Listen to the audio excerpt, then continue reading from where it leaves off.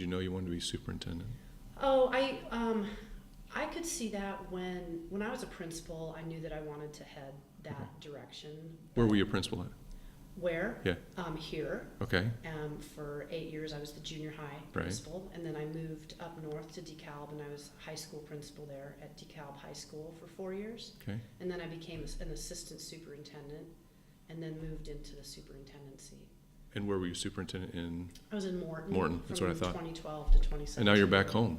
Yeah, no, it's been like full circle.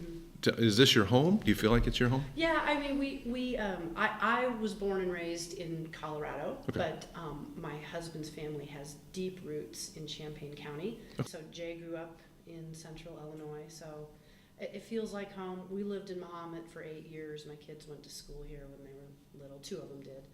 So Two of how many? 4 So you have 4 kids. altogether, yeah. And of We were a blended family. so and then 4 altogether, and then how many are in education? 2, Okay. And how many grandkids? 3. It's quite a Christmas.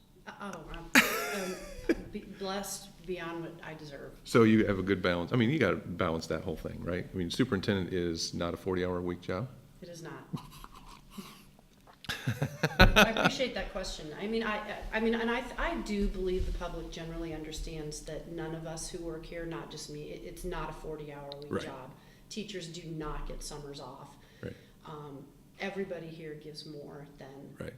what the minimum is. That's Right. the beautiful thing about our organization. But We're talking about volunteering. Give me a couple examples. well, I'm in the Mahomet Rotary Club, which Okay. is a service-based organization, and there's all kinds of ways to volunteer with that, but I'm involved with the Run for the Library, Okay. volunteer on that, the home show with the Chamber of Commerce, those, and then I just, there's charities that I think are very important that support our community here, in particular Mahomet Helping Hands. I can't always give of my time, but I think that is something that I see as supporting our families.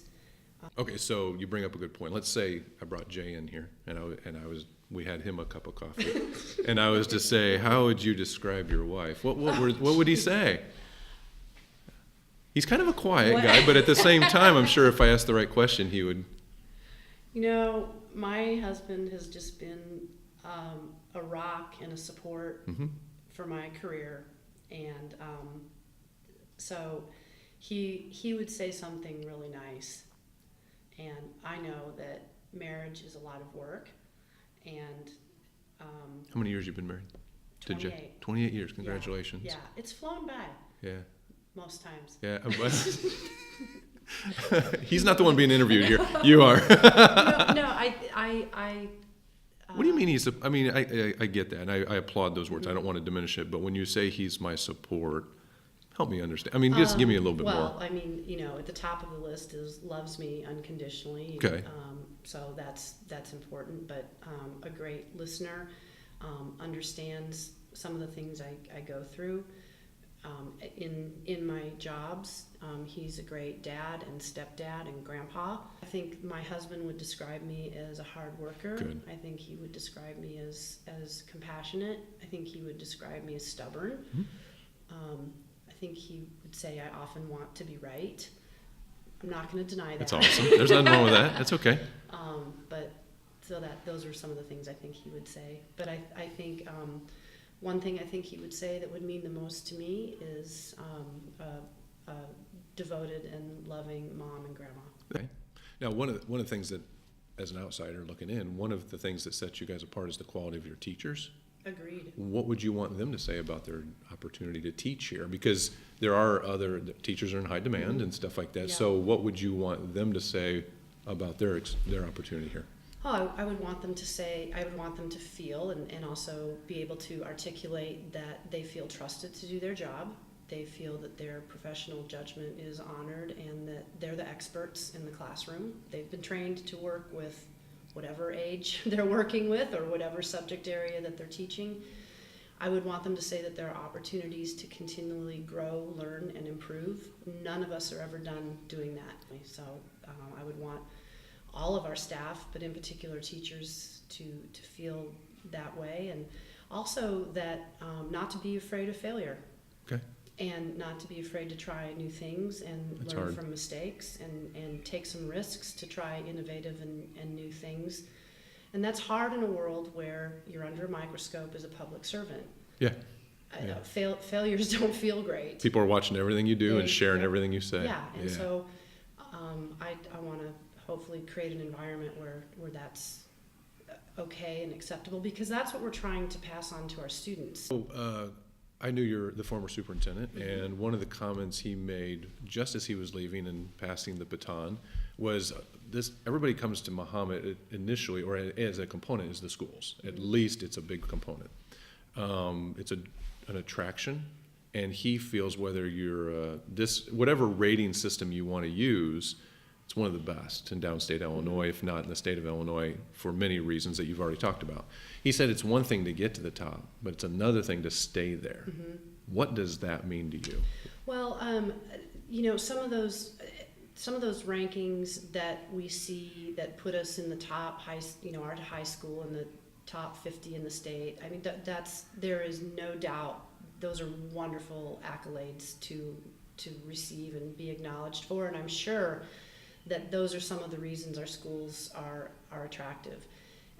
High schools tend to get the spotlight in that way, and well deserved. Right. Our academically strongest students are performing at levels that they can be matched up with students from any high school in this state and probably nation. We hear a lot about what's going well with the school. Sure. And we can all find several reasons to accolade not only your accomplishments, but everybody on your team, everybody on your team. Absolutely. There's some challenges that are out there right Absolutely. now, and some of them are growing and diminishing. Mm-hmm. Identify a few of the things that you talk to Jay about, just topic-wise. You don't have to detail what you say, but what are some things that are on your radar as something that you need to address that's concerning the schools? Sure. Well, you're never done. I mean, there's always ways to grow and learn and improve. I also believe that it's very important to push out the news, positive and not so positive, and tell our story. So, we do tend to push out. That's public relations. I mean, I want to acknowledge and showcase the great things that are going on in our school district or the partnerships that we have with others. But absolutely, there are things we need to get better at. Anything in the top, like not details like this is exact, but is there anything that is concerning to you that you just want to make sure that people know that you are addressing or aware of? So I would say that, yeah, absolutely. There's a couple of things. First of all is that over the past couple of months, our school board has been discussing community engagement. And so our board sees the need to engage with our community and listen and learn from our constituents. Sure. And so we have a plan to roll that out this fall, but getting feedback to inform a strategic plan, really important, because then next on the list of concerns is that we're going to have some facility and building issues that are going to crop up in the next 5 to 7 years. Mm-hmm. And so we need to be prepared and have a plan and a vision for where that's headed, because we have to be cognizant that our enrollment is steadily increasing. So now, growth is not a bad thing. Growth is a great thing. When you consider the alternative to a growing enrollment, it's declining enrollment, yeah. And that's no good.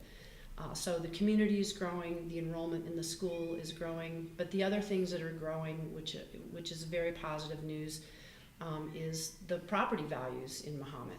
That's a great thing, because again, think of the alternative. Right. No one wants the value of their property, whether it's residential or commercial, to be declining. Right.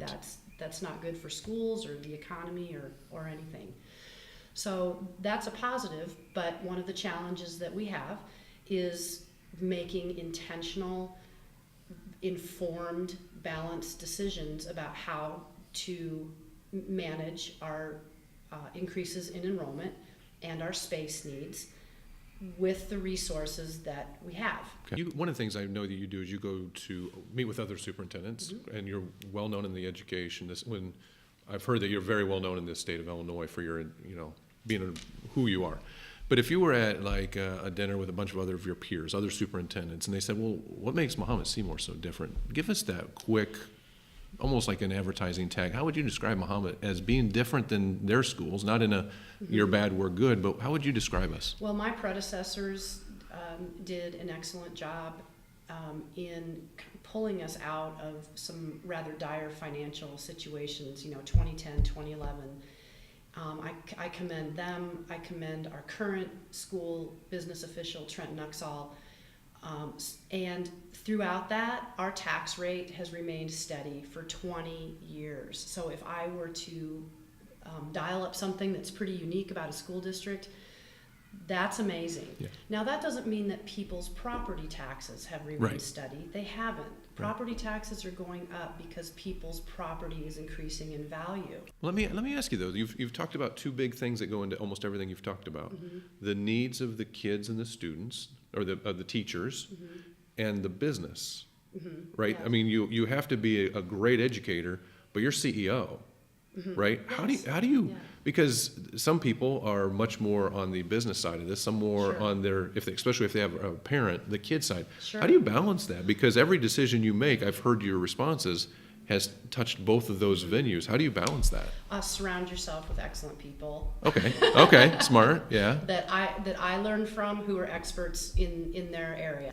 There is very much a balance between the business side of things and using our resources, but providing the high quality education that people have come to expect in Mahomet Seymour.